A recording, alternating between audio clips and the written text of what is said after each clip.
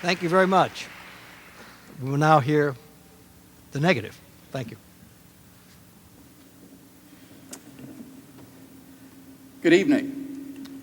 I want to begin by thanking the Center for the Liberal Arts and Society, as well as the Boncheck Institute, for the extraordinary privilege of taking part in this important debate this evening. My wife and I were absolutely riveted to C-SPAN for last year's debate, and I think I can assure you that today's debate will be conducted with much more decorum and goodwill, though hopefully it will be just as interesting. Now, let me say at the outset as clearly as I can that I agree that a person can be moral without belief in God. But that's not the topic under debate this evening. We're not talking about goodness without belief in God, but rather goodness without God. And when Professor Kurtz says goodness without God is good enough, he's raising in a provocative way the question of the basis of moral values. In his recent book, he helpfully distinguishes three answers to this question. Theism maintains that moral values are grounded in God. Humanism maintains that moral values are grounded in human beings. And nihilism maintains that moral values have no ground at all and are therefore ultimately illusory and non-binding. This analysis is attractive because it helps us to see that Dr. Kurtz is engaged in a struggle on two fronts. On the one side against the theist, and on the other side against the nihilist. This is important because it helps us to understand that humanism is not a default position. That is to say, if the theist is wrong, that does not mean that the humanist is right. For if God does not exist, maybe it's the nihilist who is right. In order to carry his case, Dr. Kurtz must defeat both the theist and the nihilist. In particular, he must show that in the absence of God, nihilism would not be true. With that in mind, I'm going to defend two basic contentions in tonight's debate. Number one, if theism is true, we have a sound foundation for morality.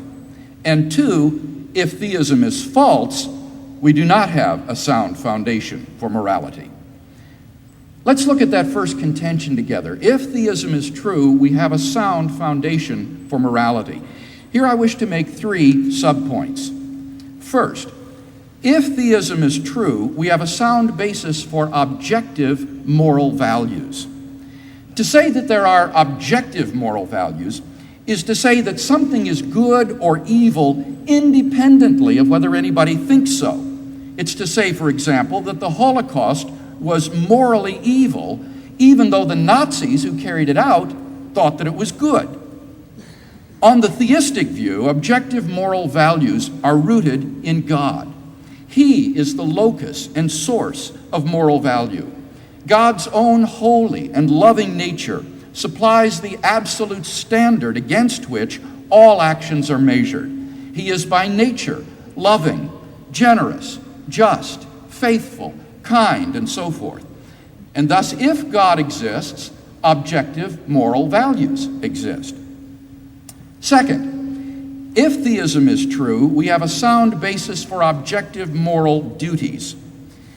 To say that we have objective moral duties is to say that we have certain moral obligations regardless of whether we think so or not.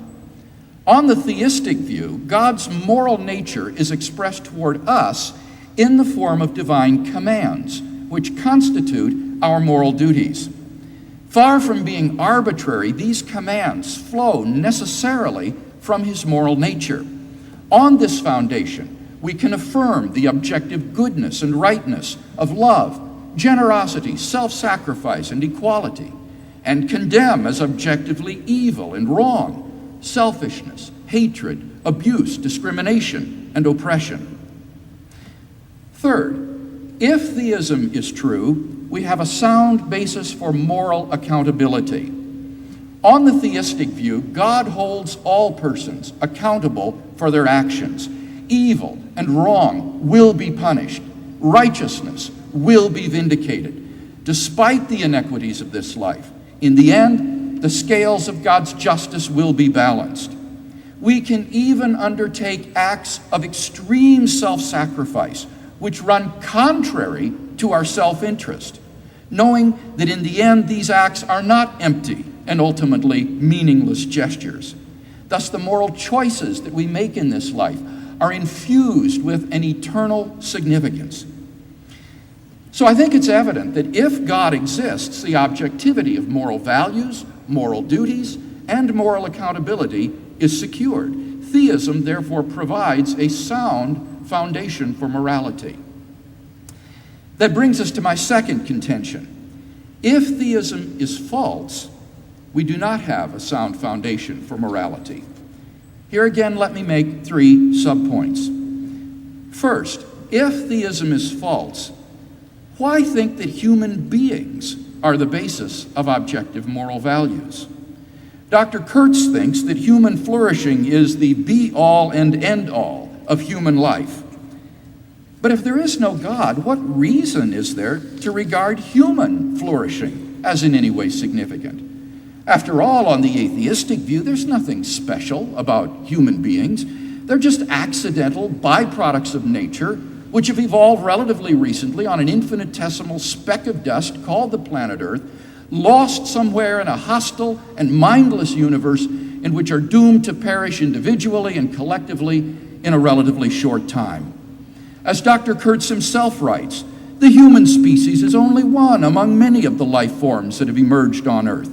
The discoveries of Copernicus and Darwin have undermined the belief that we are fundamentally different from all other species. He muses that many people still refuse to accept the full implications of these discoveries. They still seek to find a special place for the human species in the scheme of things. Ironically, however, it is precisely the humanists themselves who seek to find a special place for the human species in the scheme of things, who refuse to accept the full implications of reducing human beings to just another animal species. For humanists continue to treat human beings as morally special, in distinction to all other species. What justification is there for this differential treatment? On an atheistic view, moral values are just byproducts of sociobiological evolution, just as a troop of baboons exhibit cooperative and even altruistic sacrificial behavior because evolution has determined it to be advantageous in the struggle for survival. So their primate cousins, Homo sapiens, exhibit similar behavior for the same reason. As Michael Roos, a philosopher of science, explains, the position of the modern evolutionist is that humans have an awareness of morality because such an awareness is of biological worth. Morality is a biological adaptation, no less than our hands and feet and teeth.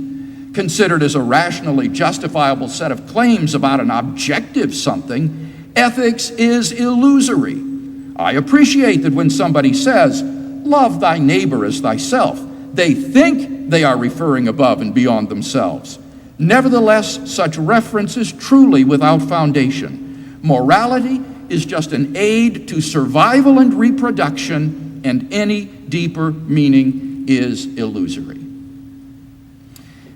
As a result of socio-biological pressures, there has emerged among Homo sapiens a sort of herd morality which functions well in the perpetuation of our species in the struggle for survival. But on the atheistic view, there doesn't seem to be anything about Homo sapiens that makes this morality objectively true. To think that human beings are special is to be guilty of speciesism, that is to say, an unjustified bias toward one's own species. Thus, if there is no God, then any basis for regarding the herd morality evolved by Homo sapiens as objectively true seems to have been removed. Some actions, say rape, may not be biologically or socially advantageous, and so in the course of human development has become taboo. But that does absolutely nothing to show that rape is really wrong. On the atheistic view, there's nothing really wrong about raping someone. Such behavior goes on all the time in the animal kingdom.